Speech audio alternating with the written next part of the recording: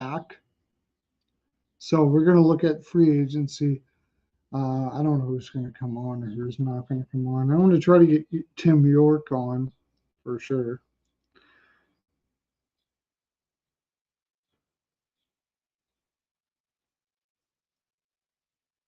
Occupancy can't make it.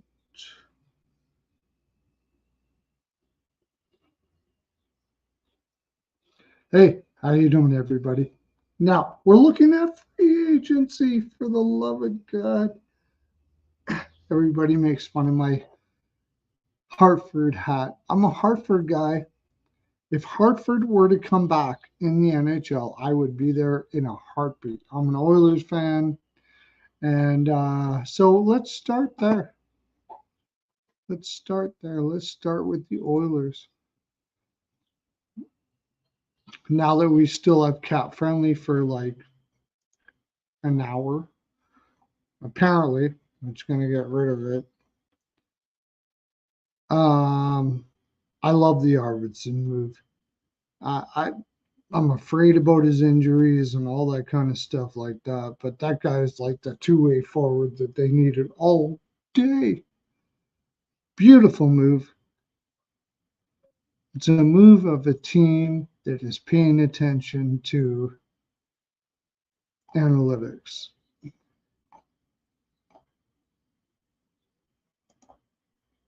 So we'll look at Edmonton right away.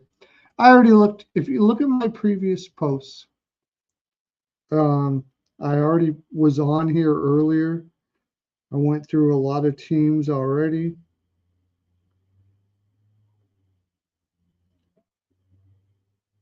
Message me and tell me what you want to talk about. But you got Arvidsson. They don't even have Skinner on here. Stuart Skinner, yeah, there we are. No, Skinner.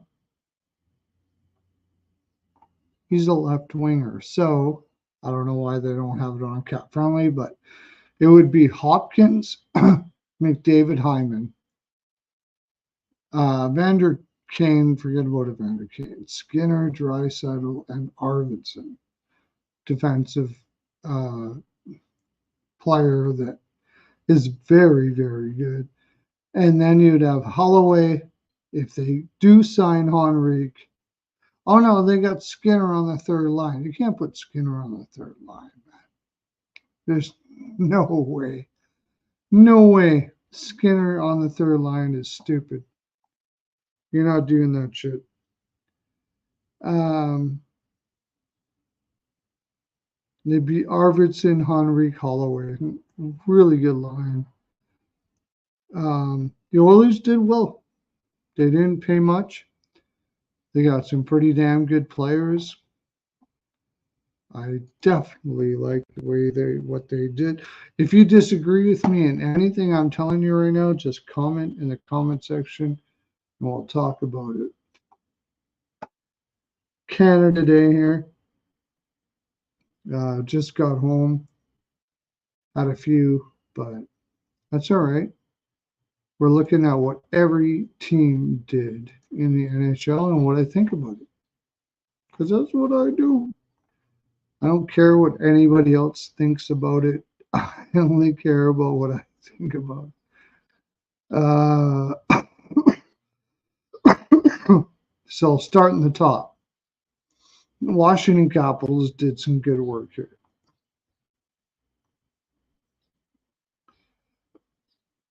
Before it even started, you had Mangiapane and Dubois. You traded Kemper for Dubois. Now, I understand that Dubois has not really lit up the league for the last couple of years. He's getting paid a ton of money, but Kemper is ass. I think they did well here. 6'3", 218-pound center. If you can find the motivation in this dude, you probably hit it out of the park. Mangiapane is one of the better two-way wingers in the league, and you didn't give up much for that. Like and Chikrin, what did you give up, a second and a third or some stupid shit? Oh no, sorry, you gave up.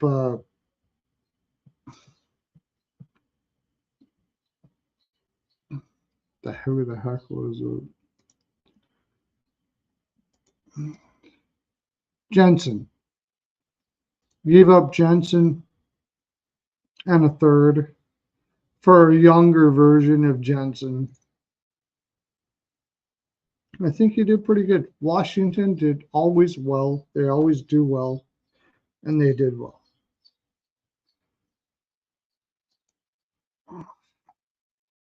I'm going to keep on going down. Vegas Golden Knights, what did they do?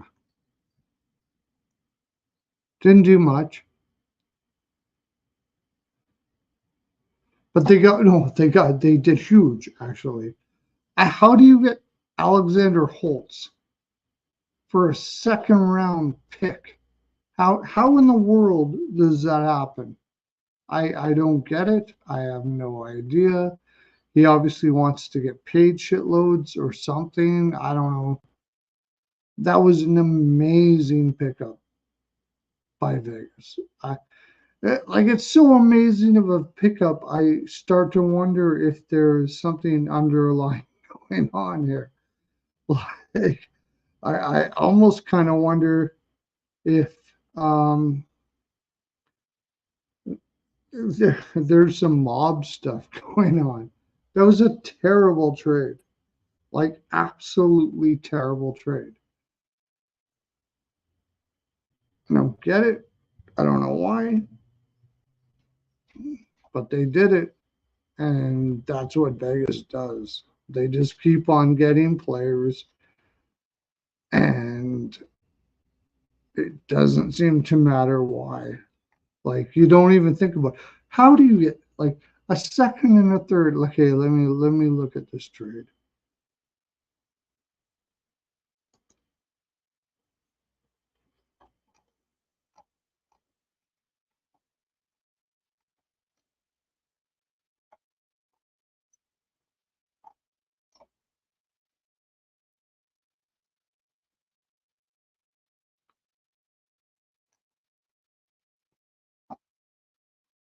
I have to find the trade. I couldn't believe it. Like, how does Calgary not get Holtz for Markstrom if you're going to get Holtz for a second round pick? Like, seriously, you don't think Holtz was a good enough player? Maybe there's something wrong with Holtz that I don't know about, but I mean, from everything I've seen, that is a ridiculous trade to Vegas. Ridiculous.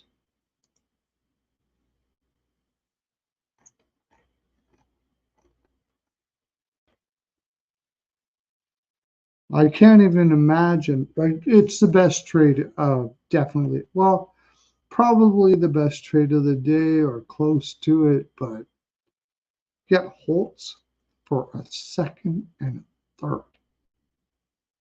I just cannot imagine why New Jersey would do that.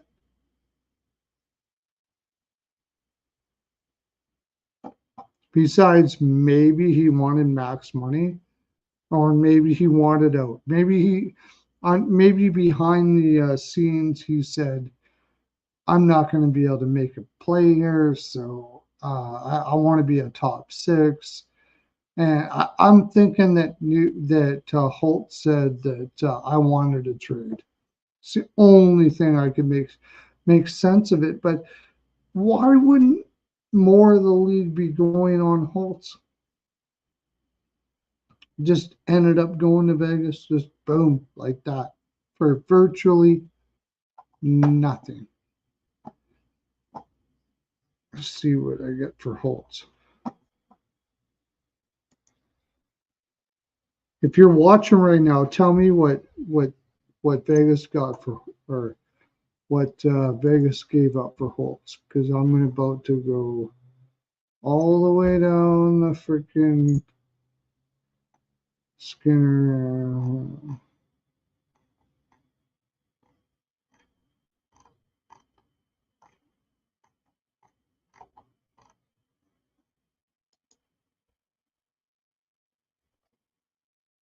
Maybe I'll check Twitter.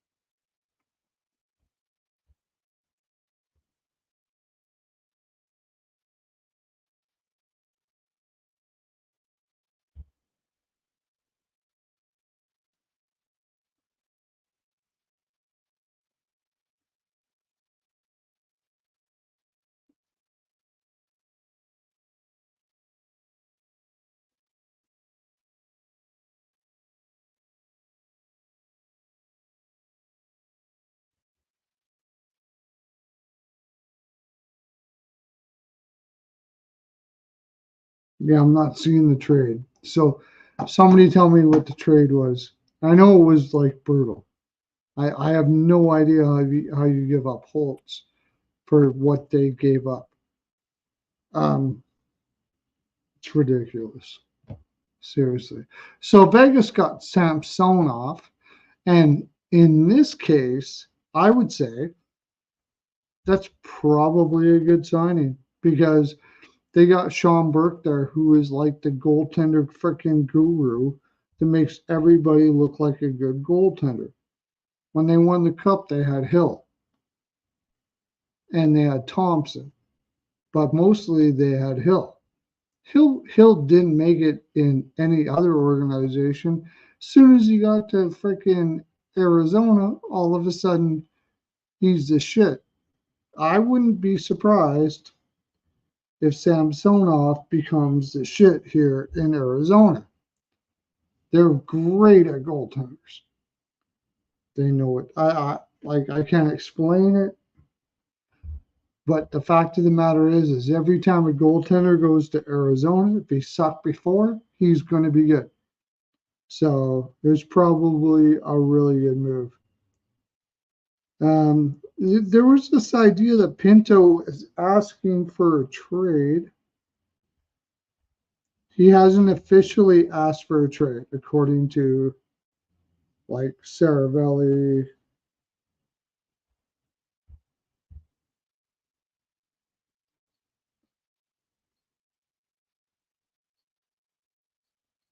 But there's an idea that there's an offer sheet there for Pinto, but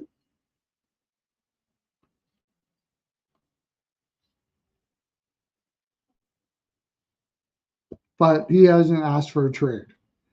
So he's probably asking for a ton. And I like at this point, look at this Ottawa freaking team. My God, he's got them by the balls. Like I know he's only a restricted free agent, but this Ottawa team is freaking ass. Like it's ass. Stutzla hasn't been able to perform both ways. He's a one-way guy. I mean, but that being said, that there hasn't been much structure in this team. Is Green going to give you that? I'm not sure. If I were to make a bet, I'd say no. That could turn out to be wrong, but let's just look on paper.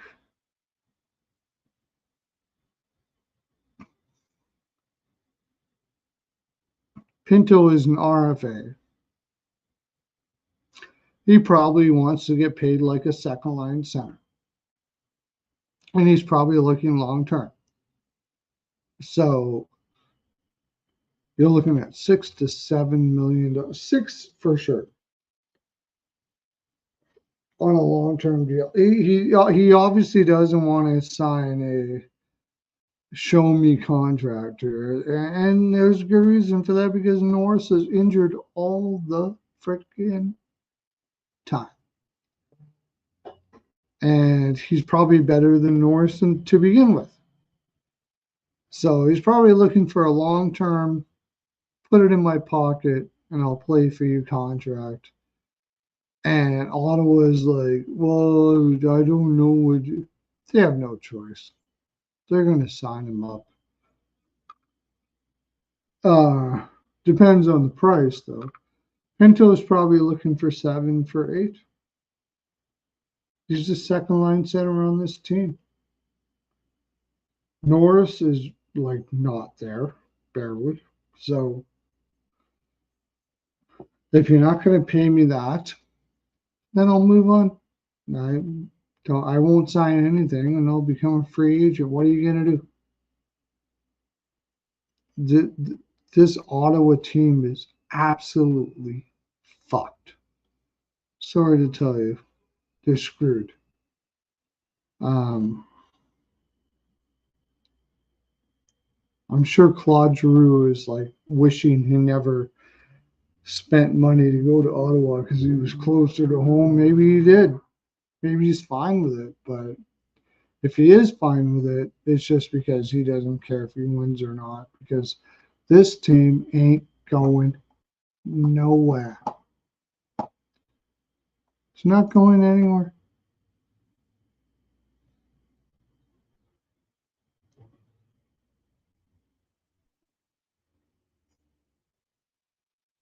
Hey, Ford. Sorry. Moved on. I was looking at Cap Friendly here. I would hope that they could get him back in Edmonton. Do you have any inside that he went back to Edmonton? Because that would have been great. Roslovich to Carolina. Nothing. Roslovich to any team doesn't make sense. The guy is like the biggest floater that you could possibly find.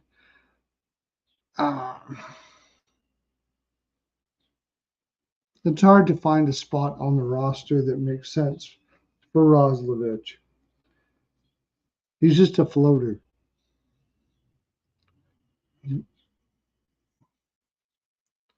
Did Carolina sign Roslovich? He's going to be the enemy of all enemies to Brindamore. Brindamore is going to hate that dude, man. So he's either going to try to, maybe they figure they can get him to get in game shape every day in the off season and everything with Brindamore. Maybe that's a good way to look at it, because if he ever did, he's a good player. He's got talent. He can make plays. He can do a lot of stuff, but uh,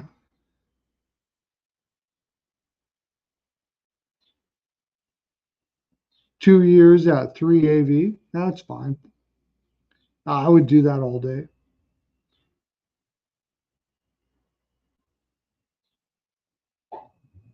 I would do that all day.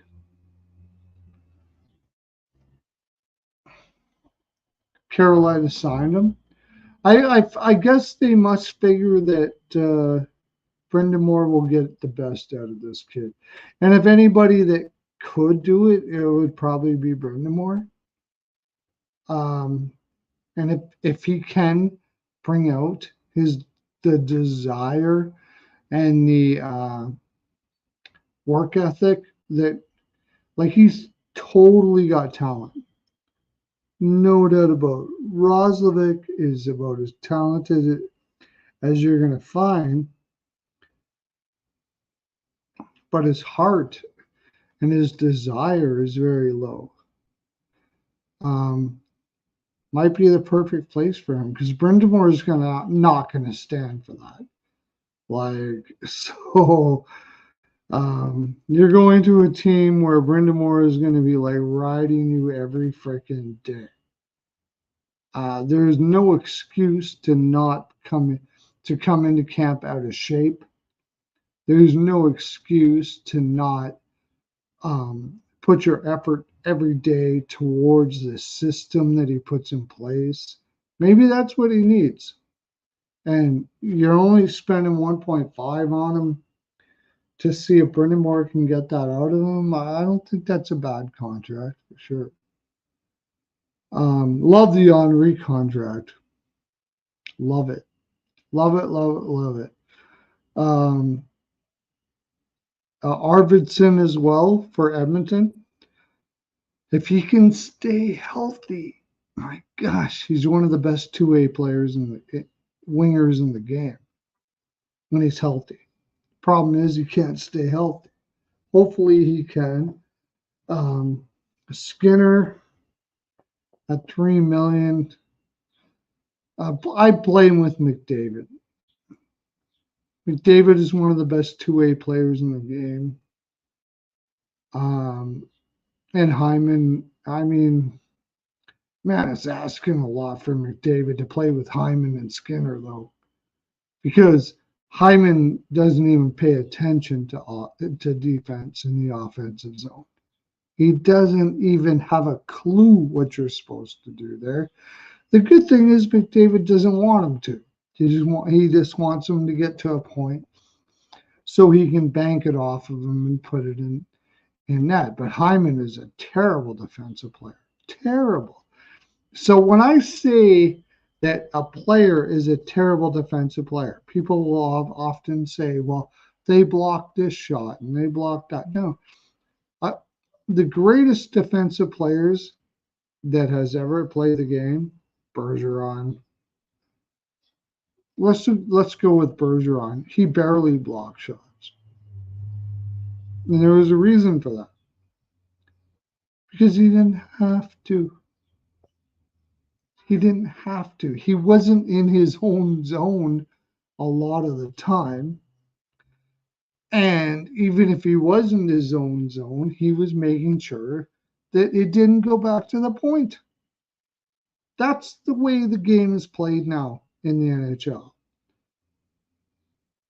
You don't want shots from the point, and you don't want to have to block shots. So you got a guy like Trouba that the Rangers are trying to throw out as fast as they possibly can to anybody. Guy's got the most blocked shots in the league. You know why? Because he's in his own zone, and his team, when he's on the ice, doesn't have the puck. Yeah, good for him that he's willing to block shots. Good for him for that. Because if you weren't, you wouldn't be in the league for sure. That's the only thing that keeps him in the league, is he's willing to block shots. But you don't want to be blocking shots. And hits. Oh, he's got a lot of hits. Here's the thing. If you're hitting someone, there's two things you don't want to be happening right now. A, you don't have the puck. If you're hitting someone, it means you don't have the puck, and your team doesn't have the puck, right? And B, you're likely in your own zone, because as a defenseman, you're not hitting somebody in the offensive zone very often, or the neutral zone. CL, how you doing, buddy? So Andrew says that Hurricanes need a top six forward.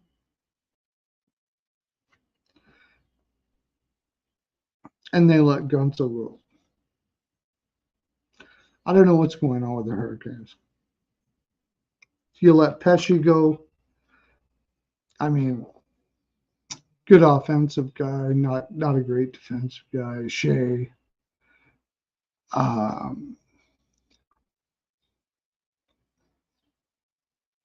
Everybody's thinking that Carolina is going to take a step back, but I'm a little concerned.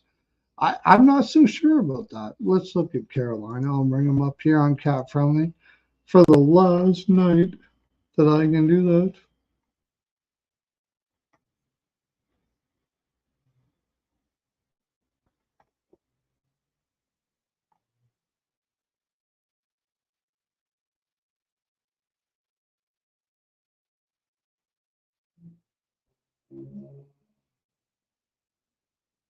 Carolina. There we go.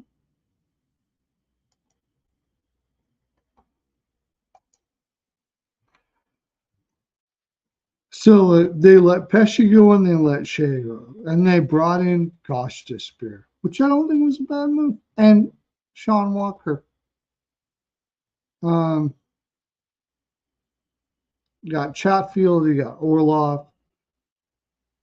Honestly, I don't think they really lost all that much in here.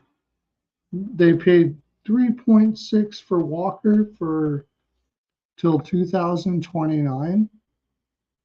And let me look him up here.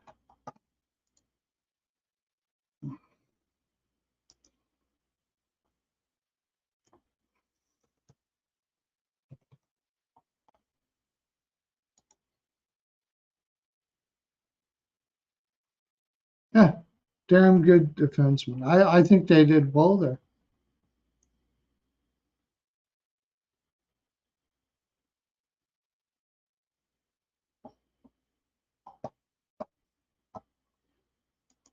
Like people are shitting on Carolina, but actually, I don't think they lost too much. They lost Pesci and they lost Shea. Chatfield is way underrated. He's ready to play right now. You got Orlov there for one more year at 7.5. I don't think they lost anything here. They made great moves. Very good moves.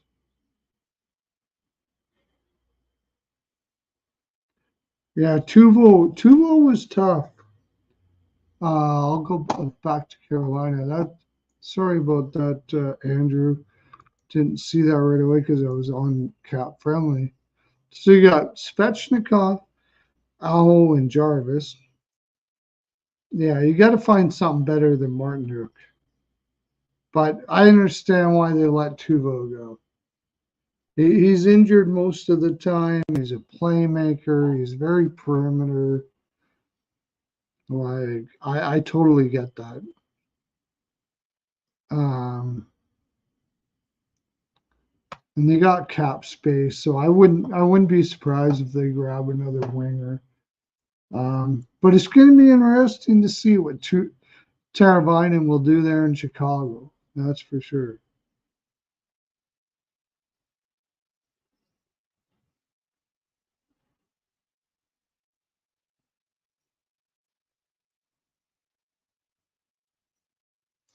Oh, sorry, Seal. They're pretty much the same team, yeah. Um, if, I would have to go on what I've heard. So I don't have bias about Michkov because he's only 150 pounds, dude. Like, he is super light. But the kid can freaking make moves like nobody's business. He's just good freaking all the moves. Um, you're playing in the KHL and you're putting up the points that he did. You got to be able to play.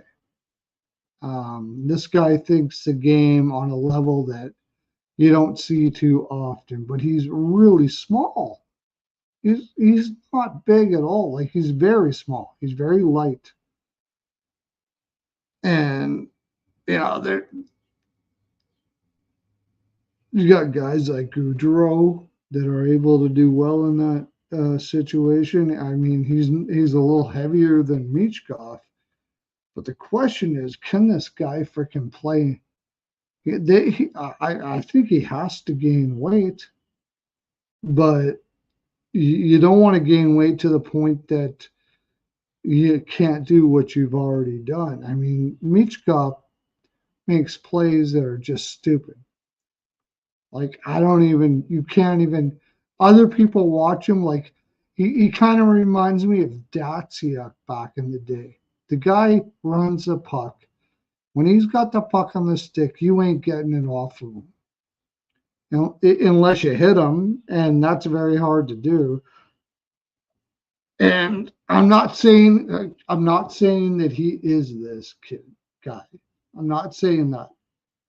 I'm not like I want to make sure that you know that I'm not saying that he is this guy. But the last guy I saw that could play that small in the style that he has and be successful was Wayne Gretzky. Michkov makes moves that like nobody sees coming. Like he destroys defenses with his moves. They like the best players that you could possibly imagine. The best players in the league today, the best defensemen, he's going to make them look stupid every once in a while. The question is, can he do it at his size? I don't know. He seems to be doing all right now, and he's probably going to get some bigger. But that guy's got stick freaking skills like I haven't seen in too many players ever. Ever. Pavel Bure. He reminds me of Bure back in the day. The guy can make freaking ridiculous moves. Like you don't even see it coming. He can go up the offense and just freaking make you look stupid over and over and over again in the NHL today. The question is, can you do it at his size? Can he keep on doing it? I think he can. I think he's one of those freaking prodigies that are just so good with the stick that at the end of the day, it doesn't really matter what his size is. Like they got a genius forward there in regardless. Like his floor would be like Alexei Kovalev. That would be the lowest I would go. He's at least Alexei Kovalev. His ceiling, Pavel Bure. Like any one of those guys, Teemu Solani, any high-end forward you could think of. Philly got a good one there, man.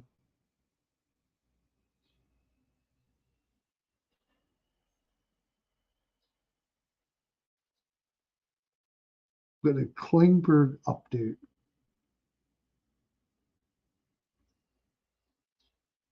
Yeah, well, if he does get in, he's going to be going on the floor, Klingberg, because he was injured for that long of a time. So, hi, Danielle Berry. How are you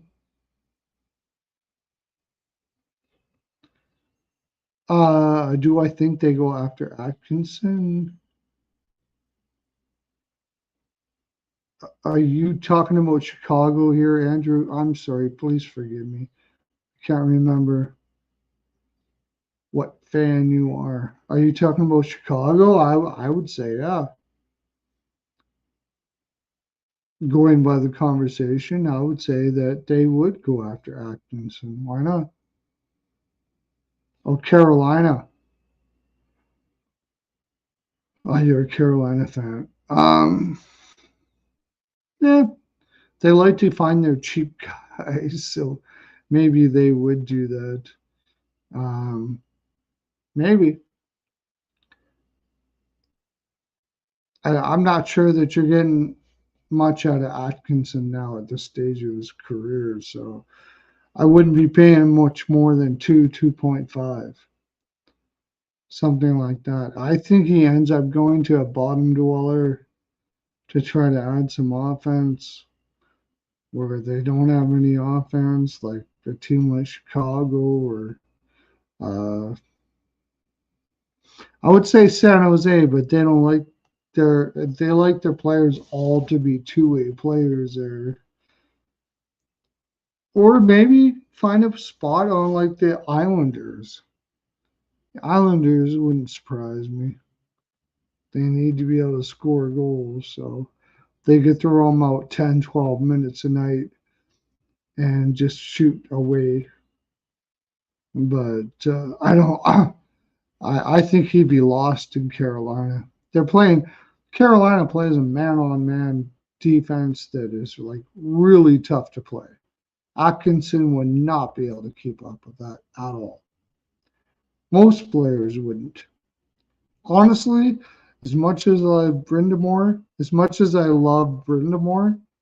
I don't like that system that he plays at that regular basis. Like he needs to kind of freaking figure out some other shit than just playing a man-on-man defensive system.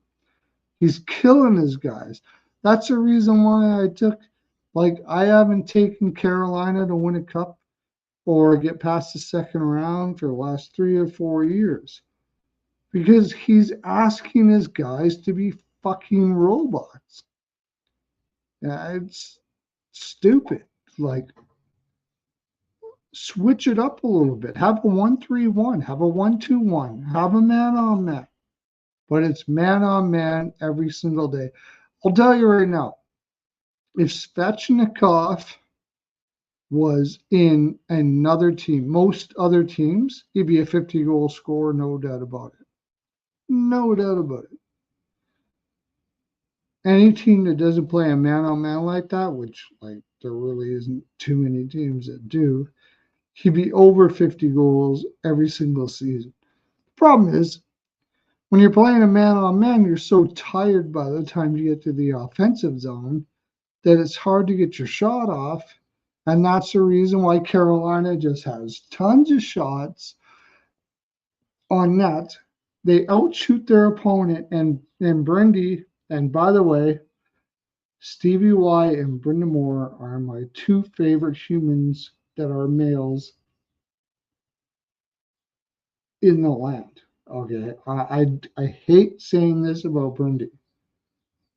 One thing I'll tell you is Stevie Y is not a good general manager. Brenda Moore is a good coach, but he's got to get his head out of his ass and have them stop playing this man-on-man bullshit every freaking game.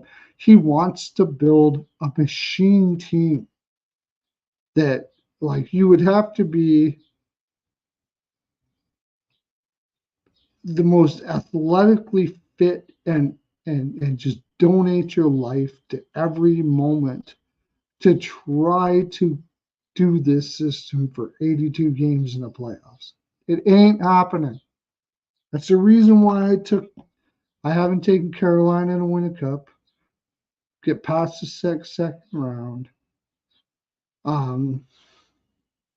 It's hard for me to say too because I just fucking love Brindy, but you got to get your head out of your ass, dude. You got to have a little different. You got to realize that people have lives. You're not going to be a fucking machine. You're not going to be. He's trying to build a machine there.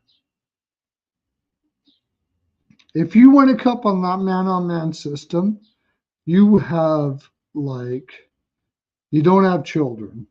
You don't have wives. You just spend your life freaking becoming as big of a beast as you possibly can just to play hockey. You'd have to have like a whole team of Sidney Crosbys.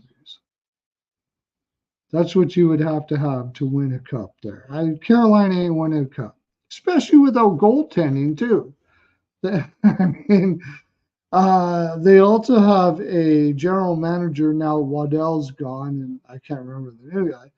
And they are an analytics goaltender or analytics management team. So in the analytics world, you don't need a great goaltender. But if you're playing a man-on-man till you die system like freaking Brindamore, you better have an elite goaltender. You'd have lesser players, but you better have an elite goaltender because there's lots of times where you're just going to die. So,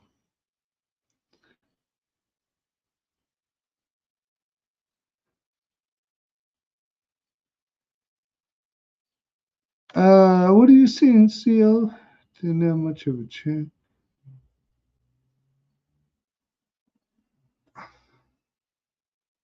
No, he's not going to survive in Rod's system, CL. Not a chance. There's no way.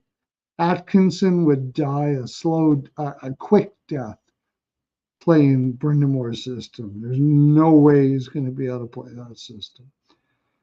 Absolutely not. You can't do it.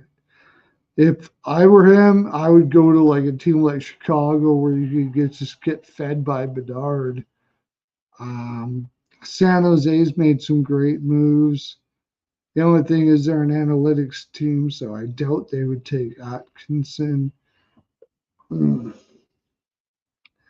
Where Atkinson is like a bottom six guy, he can't play more than 12 to 15 minutes a night.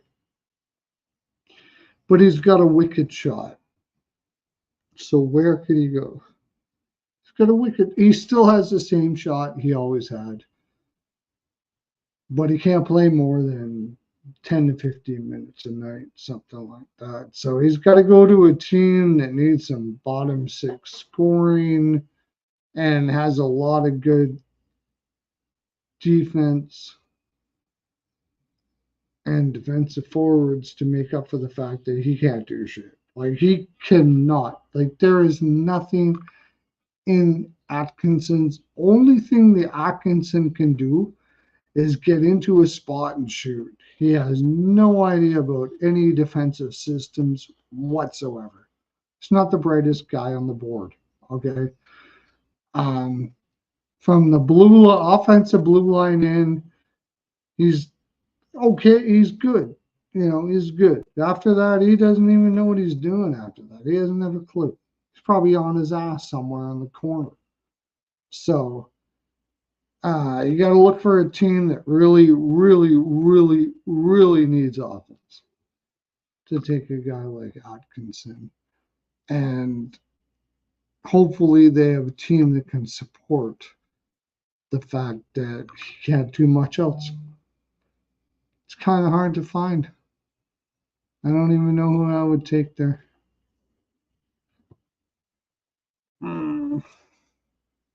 Team that can't score. You got O'Reilly and Stamkos. Maybe Nashville.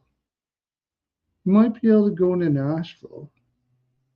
I don't think they pay much more than $1.5 million, but they need offense there. And they brought in Stamkos.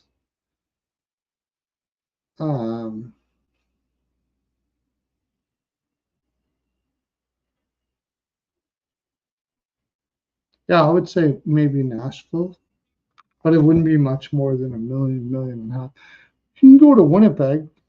Nobody wants to go to Winnipeg. Everybody's leaving Winnipeg. You probably could get into Winnipeg.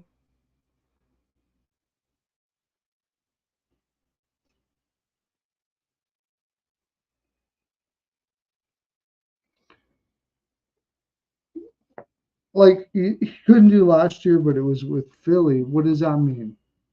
A lot of guys did well in Philly last year. Rangers need depth.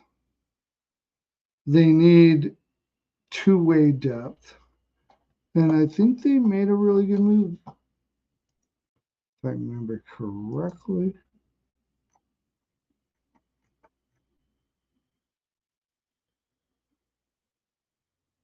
There was something that they did this year that I thought was a pretty good move.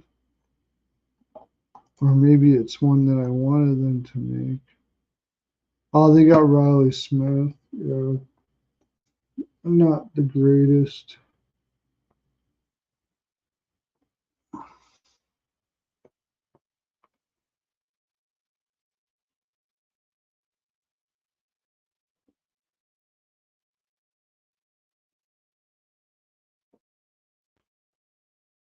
Yeah, I mean, I think Lafreniere will go off next year. I've been saying that for like 3 years, though, so we'll see if it actually happens.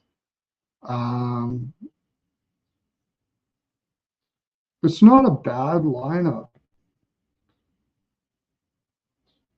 Honestly, the biggest problem with the Rangers is you're paying Trouba way too much money to be a bottom pair defenseman that is like borderline. And they put way too much stock in Ryan Lindgren as well. I mean, it's their defense is weird. You got Ryan Lindgren, who should be a 5'6". You got Fox, who's one of the best in the world, no doubt about it. Keandre Miller, a very good defensive defenseman. Probably not going to put too much offense up on the board. Braden Schneider, he keeps improving every year. He's only 22. I think he will be very good. But I think he should be sheltered too. But the biggest problem for sure is Trouba. Like Trouba is at $8 million a year. He's a fucking anchor on any team. And if Detroit is stupid enough to pick him up, I would give him a first-round pick to get rid of him so you can get a better defenseman. Because he is not good at all. You got a couple guys like Othman coming up. Didn't put huge numbers in the AHL. Like they, to me, like Toffoli would have been a perfect pickup for this team. I don't know if they were in on it or not, but they need two-way guys. And they need Capo Caco to just be Capo Caco. He's not an offensive dude. Like, just forget about that fact. Just get him to be one of the best two-way wingers in the game. And he has that in him to do it. Forget about his offense or when he was drafted and all that bullshit. Hedl coming back is huge.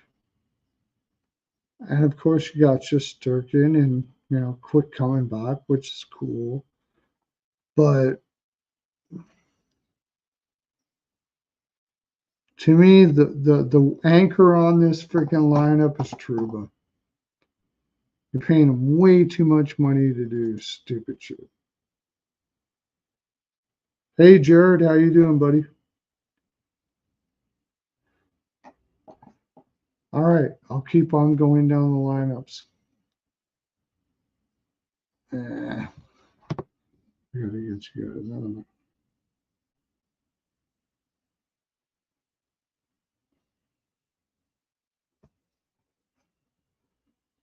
So I'm gonna go down the lineups for every team that did anything today.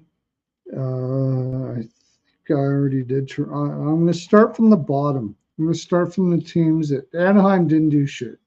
Everybody's surprised by that. They didn't do a damn thing. They're trading Zegras. That's the main thing they want to do is trade Zegras. They got a lot of young players there coming up. I don't think they're worried too much about spending a lot of money on veterans to help these kids become pros. I think they'll take some flyers on some teams, but really they want to get rid of Zegras. That's really what it comes down to. Calgary, starting on the bottom of the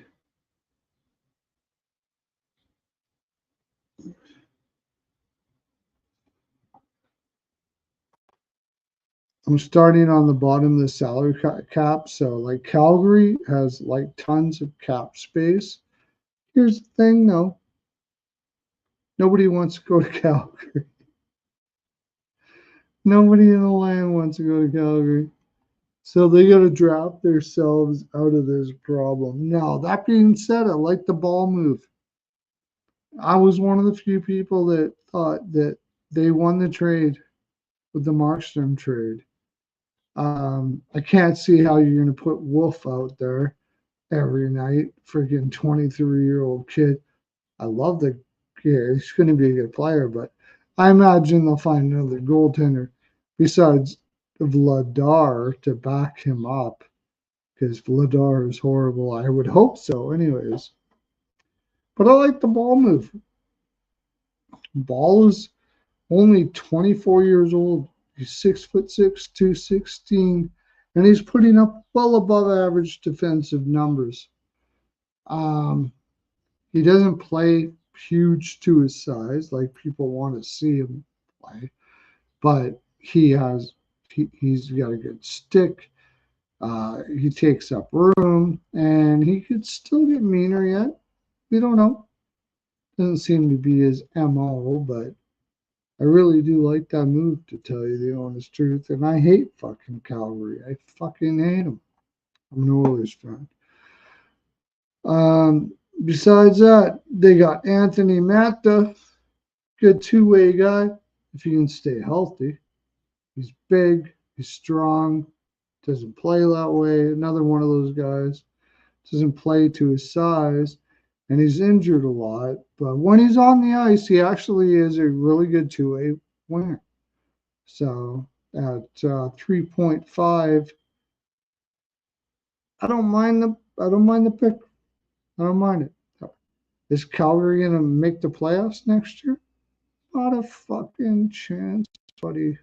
It's too bad Blake Coleman has to be lost in that lineup. One of the best two-way wingers in the game, and he's only 32 years old. Freaking, it's his fault though.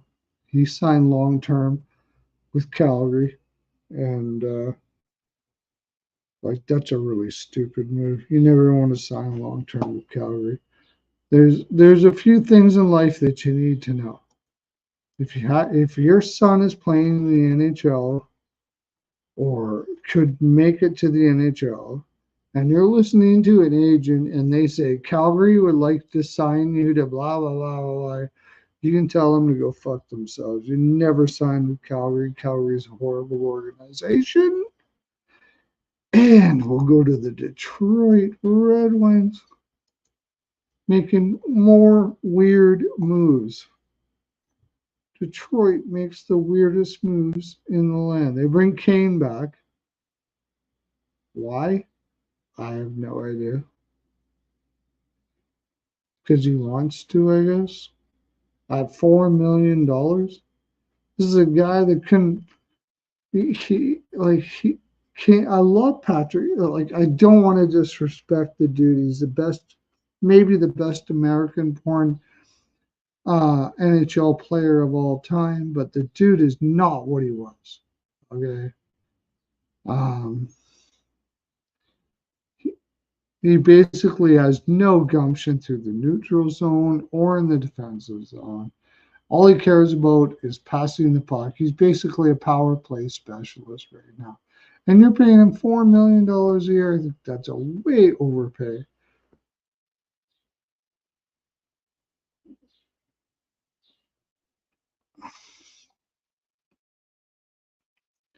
Got Ben Sherratt, one of the most overrated players in the league, 4.5. Like, I don't think that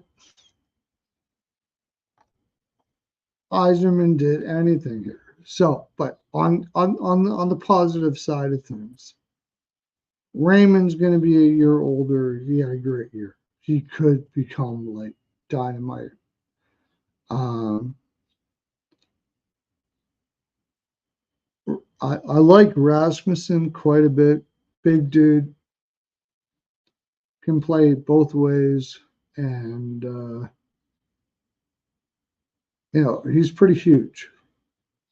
Andrew Kopp was a horrible signing, and he'll never live up to that contract for a million freaking years. I don't know what they're thinking. Just because he's from Michigan, you're going to toss him. 5.6 for Andrew Kopp. That was a terrible move. And I love, like I said, I love Stevie Y as a player. But as a general manager, this dude doesn't have a freaking clue. They did pick up Eric Gustafson. I like that move. Maybe he's listening to his analytics guys now, but they do have a lot of depth of players that can play, but sorry. Not buying Detroit. Not buying Detroit.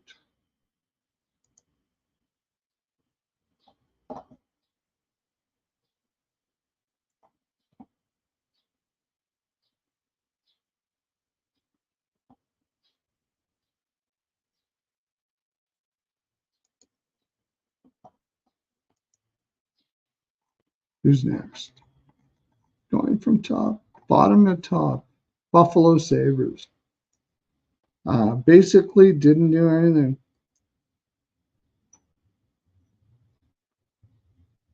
They brought in a lot of weird players. Jason Zucker. What did you need to do that for? You already had lots of guys that could do that.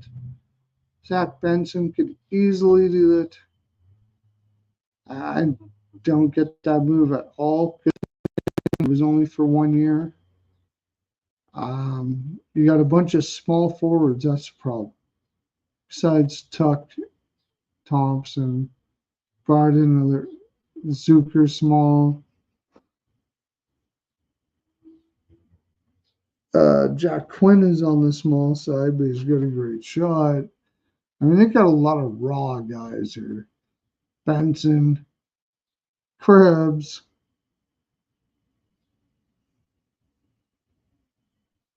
They did bring in some guys from the fourth line with Mallenstein and Lafferty, but this team is far away from making the playoffs. I said that last year.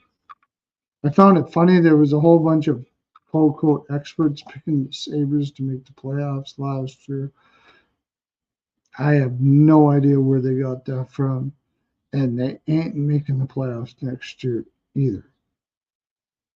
Not with what they got. They might be more competitive, but there's no way they're making the playoffs next year. You look at that. You got a few. Uh, uh, uh, you got a free future. Might get a couple more here too. Take Calgary to miss the playoffs as soon as possible. They ain't winning shit. Calgary is not winning shit next year. So if you can get it even at minus 150, top 5 games on it because they aren't winning anything. Not at all. Like I can't think of one reason why I would take them to do so. So they certainly am not going to take them to do so. Whatever price, minus 150, even minus 160 to not make the playoffs. Throw a couple, throw like 10 units on that shit.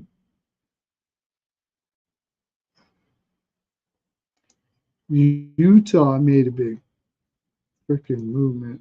This is the thing with Utah. You got a great coach, and like such a great coach in Andre Tourney that it's hard to not pay attention to them next year. They added a bunch of players. Tourney is one of the best coaches I've seen in a very long time.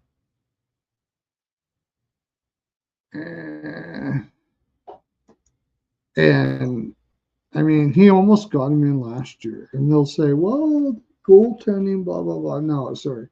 Pure coaching. Pure coaching. Tourney's a great coach. I still think Utah will try to upgrade up the middle. I don't think you want to be having Bukestad as your number one center, but maybe they're gonna stop protecting Logan Cooley here, and he can play up in the top. But even if he does, let's say you put Logan Cooley as your number one center, you got Clayton Keller, who's only 5'10", 170.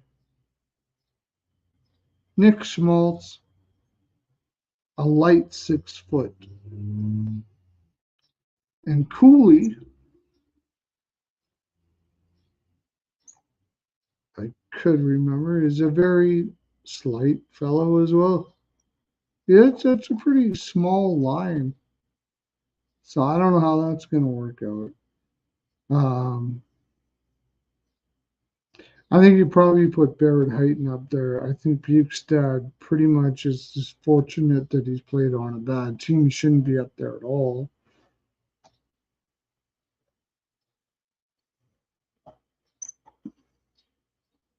So, anyways, can't even talk about this without talking about the fact that they made the Sergachev trade.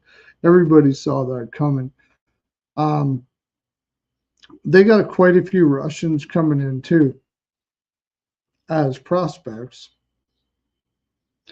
So having a guy like Sergachev that can speak their language and help them along is probably pretty huge as well.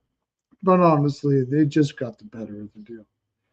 I can't even pretend to think of a reason why you wouldn't make that deal if you were Arizona. Moser in a third. I do think Sergachev is overrated, but not that much overrated. Like he's pretty much an above average defenseman. He's not freaking. He's not like gonna knock it out of the park, or he's probably not gonna hit Hall of Fame, but he's better than Moser by a long shot. So I think they made a pretty good move here. And I love the move for John Marino. Now you got a legitimate, all of a sudden you got a legitimate top four. I would play Sergachev with Marino and Valimaki with Jersey, but you have a legitimate top four. They haven't had that since the beginning of the Coyotes. They haven't anything close to that. They still got Victor Schusterstrom coming up. D depth is definitely not a problem here for Arizona. But I would take Cooley. We'll probably take Peyton's spot in the second. And like I got a lot of DMs from people saying, why don't they play Cooley instead of Barrett Hayton? And I'll tell you why. Barrett Hayton is an ultimate professional. Um, Cooley's pretty small, so they're going to protect him in his minutes. And I don't think Barrett Hayton is ever going to be much more than a third line center, but he's very tough. And if you're going to try to win him out, you better win him out. And for sure, Cooley yet has not done that, but I do think he will. In fact, I think he'll beat out Bukestad as well. They need centers like crazy. And I think Hayton and the gang are helping them to realize that it ain't just all about offense here in the NHL.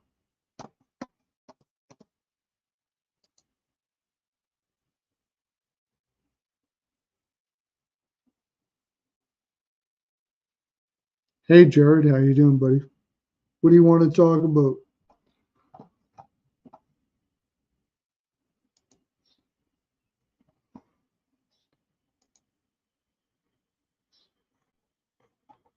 I'm just going down the board here talking about any team that made some moves.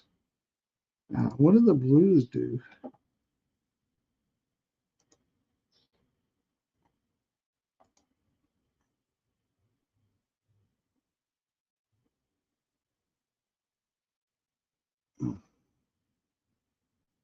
Oh, they got Tessier. That was a nice pickup by them.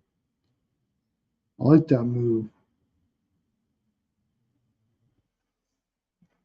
They didn't do too much otherwise. I still think they're far away from the playoffs. You can't have Letty and Krug and Falk and yeah. Defense is brutal.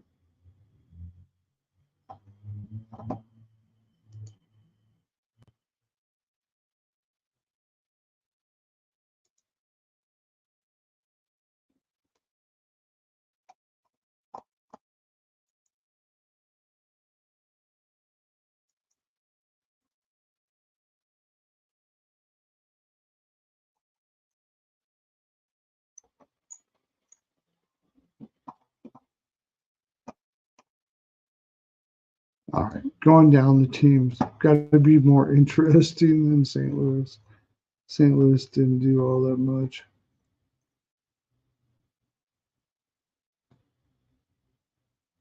Pittsburgh Penguins got Hayes. Like, nobody cares. I have no idea what they did with that trade. Why in the world would they do that? In fact,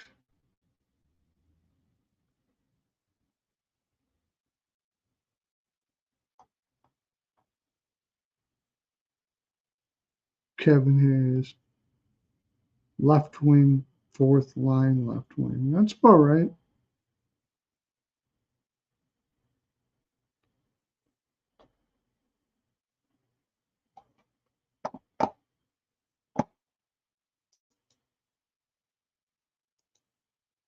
All right, I'm out of here, guys. Came on to talk about all the free agent moves. You didn't send me too much, but we had a good time. We're having a good time, aren't we? All right. Maybe talk to you tomorrow, the next day, or what have you.